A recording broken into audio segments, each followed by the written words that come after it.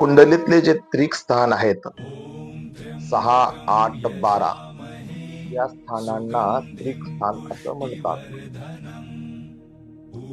जर या स्थानामध्ये आपल्या कुंडलीतला लग्नेश जर आला तर आपल्या घरामध्ये नेहमी आजारपण राहते आणि त्या आजारपणामध्ये आपले भरपूर पैसे खर्च होतात. उदाहरणार्थ वृषभ लग्न आहे.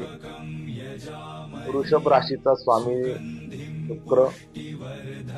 शुक्र जर 6, 8, 12 या स्थानांमध्ये जर आला,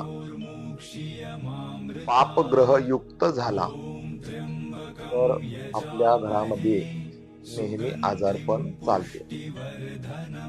अशा वेळी तुम्ही जर नेहमी महादेवांची उपासना केली, दर सोमवारी महादेवांना रुद्राभिषेक केला,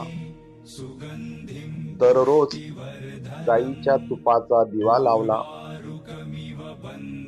नित्यनेमाने महामृत्युंजय या मंत्राचा जप केला, तर तुम्हाला अतिशय लाभ मिळू शकतो. श्रीराम श्रीराम.